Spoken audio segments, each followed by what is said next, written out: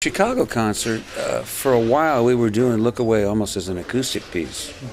And I think a lot of the Chicago fans really liked it done that way. It was just we just kind of fell into an arrangement. So I sort of lifted some of that arrangement and then added some sections to it.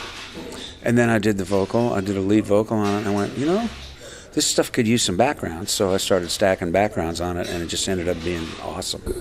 I think it's one of the better things on the record. And while I was at it, I went, well, you'd use a little guitar solo. I said, oh, the hell with it, I'll just get Keith. So I called Keith up, who also lives in Nashville. So he was over like the next day, and boom, he banged off a great guitar solo on it.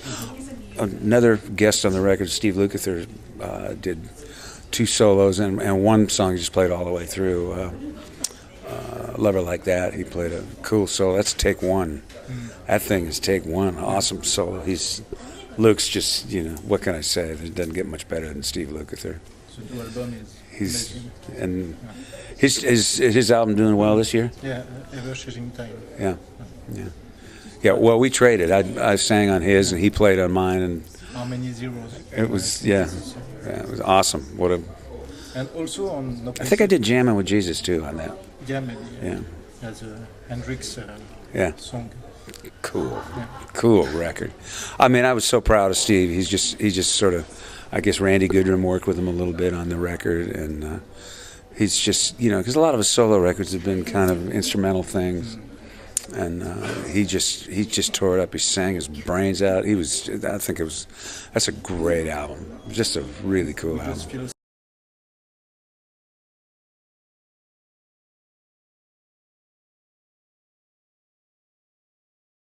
This was kind of me and Mark Edinger, the co-producer on the record. And Mark's he played with Cliff Richards for years. He's a good piano player, very good. He really understands the record business a lot. Knows how to work money, knows how to work all that kind of stuff. He's a brilliant guy. And Mark said, well, I met the guys in the record company. I went, I don't. They were thinking about signing my son. I said, I don't know if this is the right place for Will, but it's certainly the right place for me. These guys have there's a vibe here that I could fit into really well. And so I said, well, let me just send. I had spoken to Mark about doing stuff like Angelina, real R&B, not even R&B so much, but real swampy kind of bluesy stuff. And I sent him just all my demos. I just went in iTunes and took my whole playlist and just made a handful of CDs and sent them to him. I said, well, what do you think of any of this stuff? He said, don't just send me your R&Bs or anything. Just send me everything you got that you haven't already cut, and even stuff you have cut. Just send it all to me. And I sent him the whole thing. And he called me back, and another guy at the record company, Dennis D'Amico, also both of them at different times called me back and said, there's such great material here. Why cut out some of the really good stuff in order to make a bluesy album? He said, you don't really have a blues audience. They don't know you, and your main audience that you've already got probably would expect more from you than just blues. So in a way, it'd probably be an interesting album, but save that for later. At this point, why don't you just take the best tunes you got? And whether they're pop or R&B or swampy or bluesy or classical or jazz or whatever, it's just whatever it is, do it. So I went, oh yeah, all right. That's who expected a record company to go that way. So I went ahead and did it that way, and it just seemed to I think it made a better record. I know with Burn Down the Night, when I put that record out, somebody came up to me and said, Bill, did you have an A&R man, an A&R person helping you with this record? I said, no. He says, yeah, I didn't think so, because it sounds like you got about 6 different artists. And I went, wait a minute, there's 10 songs, 6 different artists? I fell short by 4.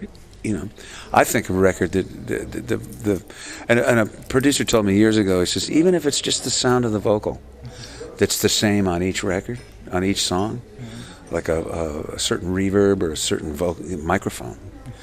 Even if it's just that sound of the vocal that's the same, the rest of the record can go anywhere. And I kind of always sort of, believe that.